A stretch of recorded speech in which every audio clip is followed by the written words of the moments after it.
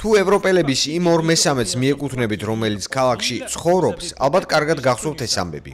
პარიზში დღეს 39 გრადუსი იქნება. მეტეოროლოგიური ფენომენი ცივი წვეთი ვალენსიის პროვინციას უდევს.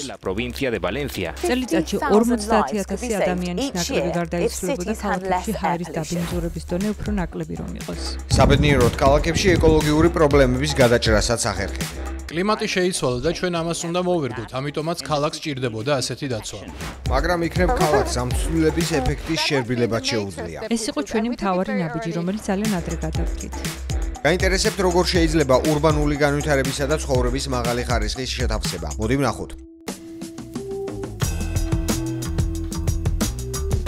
ჩვენი მოგზაურობა პორტუგალიის დედაქალაქის მზის ქვეშ იწყება. კლიმატის ცვლილების მიუხედავად, ეს 7 ბორცვზე გაშენებული ქალაქი მოწოდების სიმაღლეზე დგას. აქ ლისაბონში სითბური ტალღა და კოკისპირული წვიმა სულ უფრო მოხშირდა. ეს ქალაქი კლიმატთან შეგუების კუთხით ნამდვილ ლაბორატორიად იქცა. ჩვენ გავეცნობით ამ ქალაქის რამდენიმე ტექნიკურ მიღწევას და ლანდშაფტურ გადაწყვეტილებას. აბა წავედით.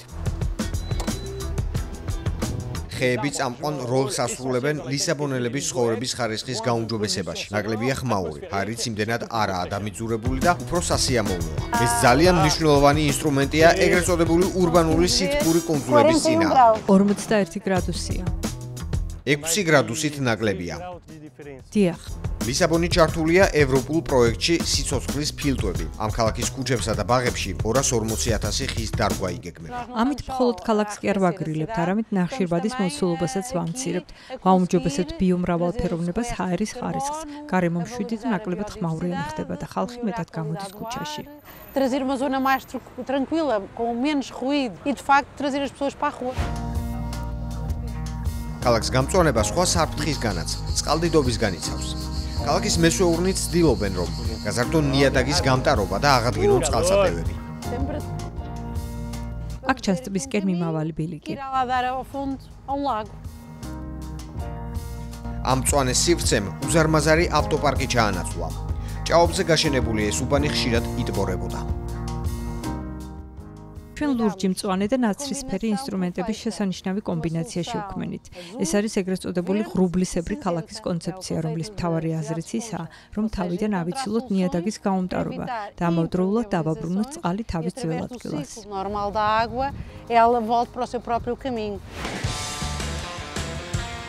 ღრუბლისებრი ქალაქის ასეთი მოდელი, რომელსაც შეუძლია წვიმის წყლის შთანთქმა, დაგროვება და ხელახლა გამოყენება, ევროკომისიის წყლის მართვის სტრატეგიის ნაწილია. ამის კარგი ილუსტრაცია გახლავთ ის სადრენაჟე გეგმა, რომელსაც ლისაბონის მერი კარლოშ მოედაში მართავს. გვირაბი აქ იწყება. ამ გეგმის ხერხემალი წყალდიდობის შემაკავებელი გვირაბია, რომელმაც ყველაზე წყალუხვი წვიმის გაწოვაც უნდა შეძლოს. ამ გზას საით მივყავართ. აქედან 5 კილომეტრში მდინარე ტახოა.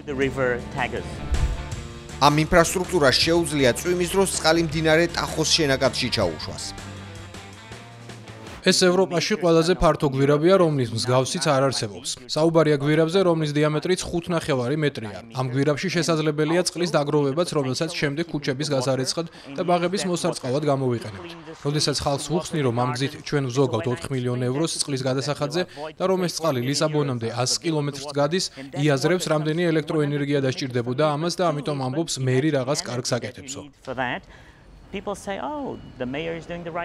იმის თქმა გინდათ, რომ ამაზე გაწეული ხარჯი გამართლებულია. ასეა, მართალია, ეს გვირაბი 150 მილიონი ევრო დაჯდა, რაც ძალიან ბევრია, მაგრამ ის ძალიან მნიშვნელოვანია, რადგან კლიმატის ცვლილებასთან ადაპტაცია აუცილებელია. ყოველ წელს წყალდიდობის დროს ძალიან დიდია ზარალი, რადგან ხალხი კარგავს სახლებს, ბიზნესებს და ქალაქს დასვა სჭირდება. ამიტომ ყველაფერი, რასაც ვაკეთებ, გარკვეულწილად ჩემი კარტეზიული მეთოდით არის შექმნილი, რადგან ინჟინერი ვარ და ვიცი ეს საქმე. 2020 წელს ლისაბონი ევროპის მწვანე დედაქალაქად დაასახელეს. ეს არის ჯილდო, რომელსაც ევროკომისია გარემოს დაცვის სფეროში დაწინაურებულ ქალაქებს გადასცემს. ამ ნომინაციაში 2021 წლის გამარჯვებული რომ ვენახავ, ფინეთში ჩავედით. ქალაქ-ქალაქში, რომელიც მოსახლეობაც 120,000-ია, ევროპაში ყველაზე სუფთა ჰაერი და წყალია. ეს ქალაქი, რომელიც მიზნად ბუნების სიყვარულის დანერგვას ისახავს, ბიომრავალფეროვნების აღდგენის მხრივ ლიდერია. კეთილი იყოს თქვენი ფეხი ლაჰტიში. მადლობა. არ დაიჯერებთ, რომ ოდესღაც ეს ყველაზე დაბინძურებული ტბა იყო ფინეთში. 60-იან წლებში ყველა საყოფაცხოვრებო თუ ინდუსტრიული ნარჩენი აქ იღრებოდა. დღეისთვის ის გასუფთავებულია. შეგიძლია იცურო, ითევზაო და სანაპიროთი დატკბე. ეს ქალაქის ერთგვარი მისაღები ოთახია. აინო კლიმატის საკითხებს მართავს ამ ქალაქში, რომელიც მიზნად ისახავს, რომ 2028 წლისთვის ნახშირბად ნეიტრალური გახდეს. უნდა შევამციროთ ინდუსტრიული გამონაბოლქვი ნახშირბადი ქალაქში. ეს კი ნიშნავს, რომ 80%-ით შევამცირებთ ტრანსპორტის, ენერგოსექტორის, მრეწველობის, სოფლის მეურნეობის, ყველა სექტორის გამონაბოლქვს. Agriculture, all the emission sectors. გამოდის კერძო სექტორის ჩართულობაც გჭირდებათ. ეს სამუშაოს ნაწილია.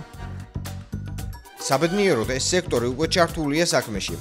ლახტი არის ქალაქი, სადაც მსოფლიოში პირველი ნახშირბად ნეიტრალური ჰოკეის კლუბია. თქვენ პელიკანსის გუნდიდან ხართ?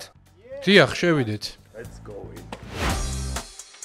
2017-2021 წლებში ლახტის პელიკანსმა საკუთარი გამონაბოლქვის 70%-ით შეამცირა. დარჩენილი პროცენტი კი კომპენსირებულია. კლუბი უფრო მდგრად ტრანსპორტზე გადავიდა და ქვანახშირი განახლებადი ენერგიით ჩანაცვლა.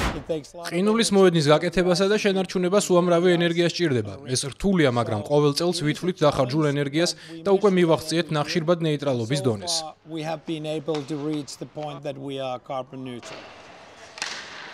როგორც გავიგე, ახალი ავტობუსი გყავთ, რომელიც ბიოგაზზე მუშაობს.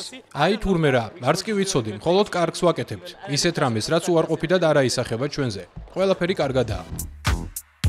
ეს ინდუსტრიული ქალაქი ცირკულარული ეკონომიკის წინახაზეც დგას. გამაგრილებელი სასმელების მთავარი კომპანია თავის წარმოების ნარჩენებს ელექტროენერგიის მისაღებად იყენებს ბიოგაზის საწარმოს საშუალებით.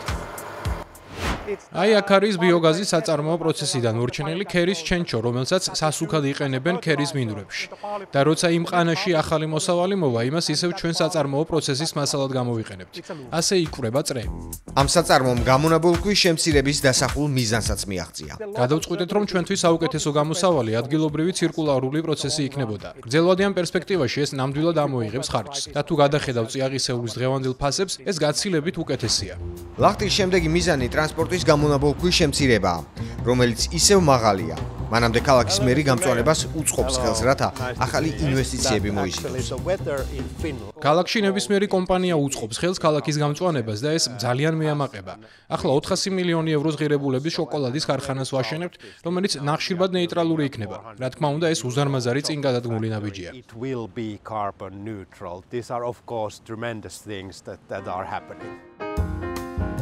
სანამ ევროკავშირის მწვანე დედაქალაქის ტიტულს კიდევ ერთ მფლობელს მივესალმებით, გადავწყვიტეთ ადგილობრივებისთვის მიგვებაძა და ტბას მივაშვით.